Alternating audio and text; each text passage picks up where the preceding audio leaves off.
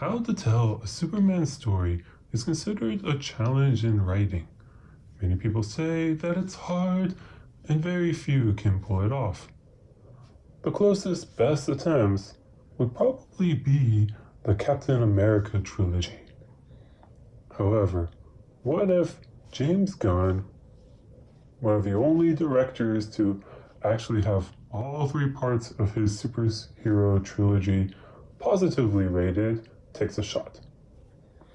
In short, we have an overall good film with areas to critique, but Superman himself is consistently a highlight. When it comes to characters, Superman is written the strongest, in both senses. He is the most relatable and human character. After him, the next best relatable character is one of the prisoners, and then a certain woman. That's not to say that the rest of the characters are bad, besides Lex in both senses. It's just interesting that the problem people assume to be the hardest to do is actually the film's strength. Superman, despite being good-hearted and never really faltering from that, is still fully fleshed out and complex.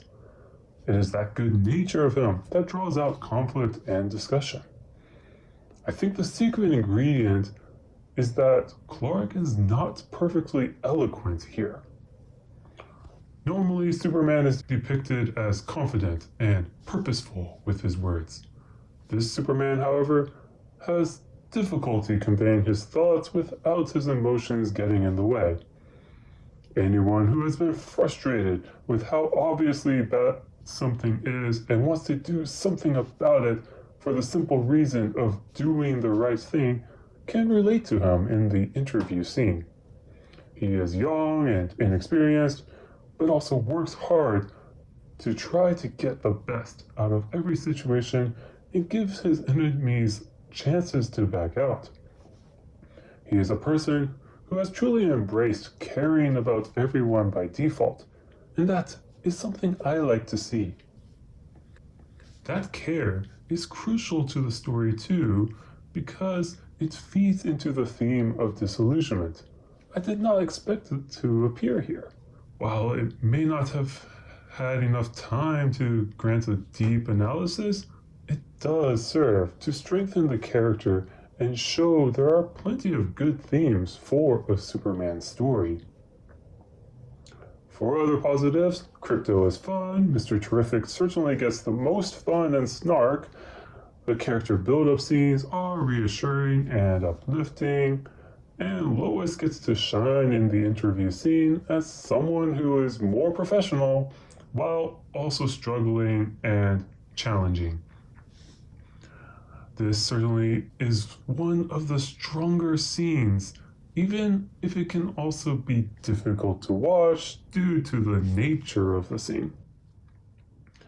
That interview, though, also leads us into the weaknesses of the movie.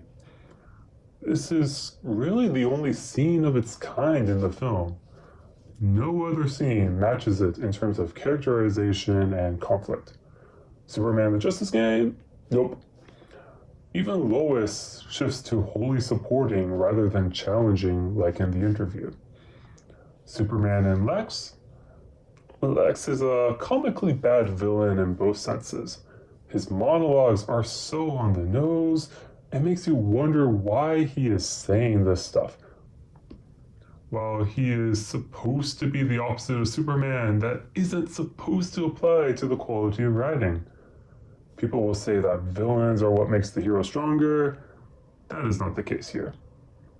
Superman's speeches come from his character and fit well. Lex's monologues come from excuses for exposition, with baseless comments, and tell us he is evil. He isn't even smart, just claims he is.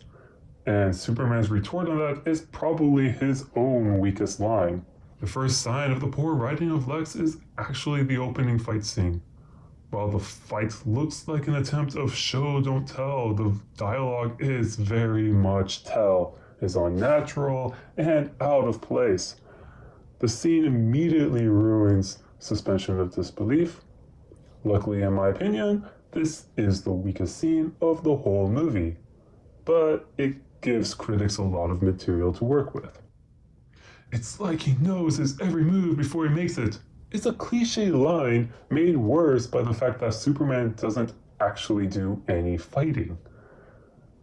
It also takes us out because who in the world can command every single move in a real-time fight like it's a turn-based video game? It looks like an attempt to make Lex appear more capable, but it actually undermines him more. It also sets up more issues later. The only part that gets any chance of redemption is Superman not really fighting in this first scene due to his character revealed later on. Luckily for this movie, the villain does not determine if a movie is enjoyable or not. At least, he does his part to move the plot forward and bring about situations that strengthen Superman's characterization. And since Superman himself is generally well written, outside of some expository lines, the movie overall is enjoyable. So I rate this as mostly positive with areas that needed more work. Considering I did think it was weird how fast this movie went through development, that probably explains the weak points that felt more like first draft ideas and not fully refined. It is certainly something that the more you reflect on the movie, the more these stick out. However, not even these weak points prove to be kryptonite to take down Superman.